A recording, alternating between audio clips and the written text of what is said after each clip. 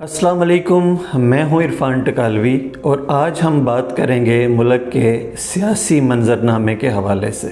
नाजरीन, 2022 में हमें तो आम इंतखाबात या कौमी असम्बली के इंतखाबात होते हुए नज़र नहीं आते। मैं दोहराऊंगा कि 2022 जारी साल के दौरान हमें कौमी असम्बली के इंतखाबात होते हुए नज़र नहीं आते।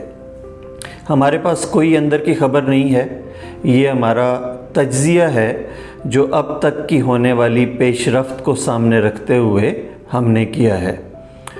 वैसे तो पाकिस्तानी सियासत में किसी भी वक्त कुछ भी हो सकता है और किसी भी अंदाज़ में हो सकता है।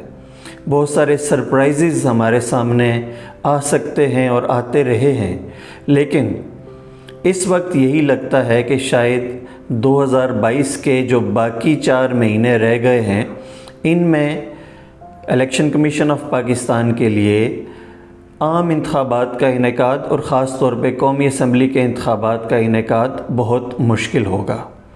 इसकी 3 या 4 वजह हैं जो हम आपके सामने रखेंगे। पहली वजह तो सबके सामने है, बिल्कुल वाज़ेह है। पूरा मुल्क किसी न किसी शक्ल में सैलाब से मुतासर हुआ है। बलूचिस्तान तकरीबन सारा ही सैलाब की वजह से मुतासर हुआ है। सिंध का एक बहुत बड़ा हिस्सा अभी भी ज़ेर आब है और सैलाब की तबाहकारियाँ उसने देखी हैं। KP के कई इलाके हालिया बारिशों और सैलाबों की वजह से मुतासर हुए हैं। जनूबी पंजाब का एक बहुत बड़ा हिस्सा सैलाब की नज़र हुआ है। बहुत सारे लोग लाखों की तादाद में अपने घर बार छोड़ के आर्जी पनाहगाहों में हैं और लगता यही है कि वो अगले चंद हफ्ते चंद महीने इसी मुश्किल में गुजार रहे होंगे। तो इस सूरत हाल में और ख़ास तौर पे जब हम ये भी सामने रखें कि बहुत सारी सरकारी इमारतें भी जो किसी भी इंतखाबी सरगर्मी में इस्तेमाल में लाई जाती हूँ, उनमें से बहुत सी इमारतों को पोलिंग स्टेशंस भी बनाया जाता हो, तो इस वक्त जो सैलाब की सूरत हाल है, पानी सूखने में, पानी निकाले जाने में जितना वक्त लगता है, तो ये इम्कान कम ही लगता है कि ख़ास तौर पे सिंध, बलूचिस्तान और जनूबी पंजाब में आम इंतखाबात के लिए हालात साजगार हो सकें अगले 4 महीने के दौरान। अच्छा, बहुत सारे माहिरीन का ख्याल ये है कि IMF से डील हो जाने के बाद, कर्ज़ की किस्तें मिलने के बाद PDM की मौजूदा हुकूमत की अफादियत मुल्क के ताकतवर हलकों के लिए अगर ख़त्म नहीं हुई तो कम ज़रूर हो गई है। लोग ये बताना शुरू हो गए हैं कि जल्द ही शायद MQM या बलोच जमातें हुकूमत से अलहदगी का ऐलान करें और इस हुकूमत को ख़त्म होना पड़े, लेकिन इसके साथ बहुत सारी चीज़ें जुड़ी हुई हैं। सबसे पहले तो ये कि क्या अगर कौमी असम्बली तहलील करनी पड़े तो उसके साथ ही सूबाई असम्बलियाँ भी तहलील करनी पड़ेंगी? क्या इमरान खान साहब और उनके सियासी जो एलाइज़ हैं पंजाब में, वो पंजाब की और उनकी अपनी जमात KP में भी असम्बली तहलील करने पर राज़ी होगी? पीपल्स पार्टी सिंध की असम्बली तहलील करने पर राज़ी होगी? और बलूचिस्तान में भी क्या ऐसी सूरत हाल पैदा हो सकती है कि बलूचिस्तान असम्बली को भी तहलील कर दिया जाए? पाकिस्तान के आईन के मुताबिक अगर असम्बली अपनी मुद्दत पूरी करके तहलील होती है तो उस दिन से 60 दिन के अंदर इंतखाबात करवाना लाजम होता है। मौजूदा असम्बली की मुद्दत तो अगले साल अगस्त के वस्त तक है, यानी अगर ये असम्बली अपनी मुद्दत पूरी करे तो इंतखाबात अक्टूबर 2023 के वस्त तक होंगे। लेकिन अगर असम्बली अपनी मुद्दत पूरी करने से पहले तहलील हो जाए तो फिर इलेक्शन कमीशन ऑफ पाकिस्तान के पास 90 दिन का वक्त होता है कि वो उन 90 दिनों में इंतखाबात का इनेकाद करे। अब इस सूरत हाल को देखते हुए अगर किसी भी दबाव के नतीजे में या इत्तेहादियों के अलहदा हो जाने की वजह से अगर मौजूदा हुकूमत सितंबर के वस्त से लेके सितंबर के आखिर तक ٹوٹ جاتی ہے، ختم ہو جاتی ہے، تو تب 90 دن کا وقت پورا ہوتا ہے تقریباً وسط دسمبر تک یا دسمبر کے تیسرے ہفتے تک۔ تو دسمبر تو بہرحال کسی بھی انتخابی سرگرمی یا انتخابات کے لیے کوئی بہت مناسب وقت نہیں ہوتا۔ دسمبر کے ساتھ ساتھ جنوری بھی پاکستان میں بہت ہی سرد موسم والا مہینہ ہوتا ہے۔ انتخابات ہو سکتے ہیں، ایسا ممکن نہیں ہے کہ انتخابات کا انعقاد بالکل یکسر ممکن ہی نہیں ہوتا، لیکن ابھی ملک سیلاب کی تباہ کاریوں سے نکل رہا ہو اور اس کے ساتھ ہی انتہائی سرد موسم میں انتخابی مہم اور انتخابات کا عملی انعقاد رکھا جائے، یہ نسبتاً مشکل نظر آتا ہے۔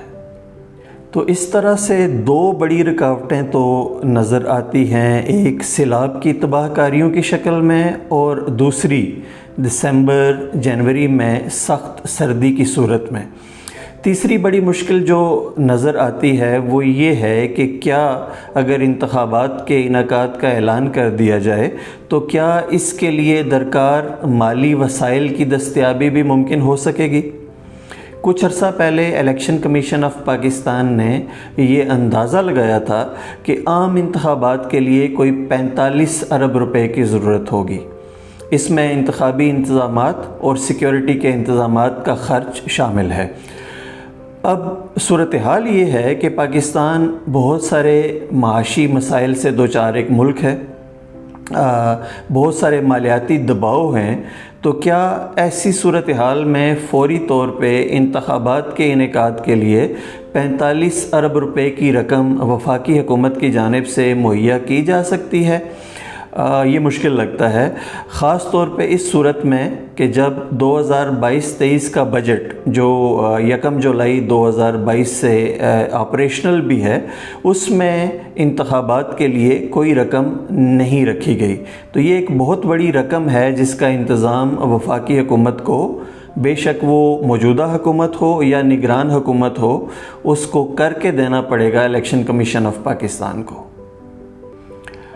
کچھ لوگ ہمیں یہ خبر بھی دے رہے ہیں کہ یہ ممکن ہے کہ اگر قومی اسمبلی تحلیل نہ کی جائے تو عمران خان صاحب اس پہ بھی جا سکتے ہیں کہ وہ پنجاب کی اسمبلی اور کے پی کی اسمبلی تحلیل کر کے وہاں پہ انتخابات کروا دیں۔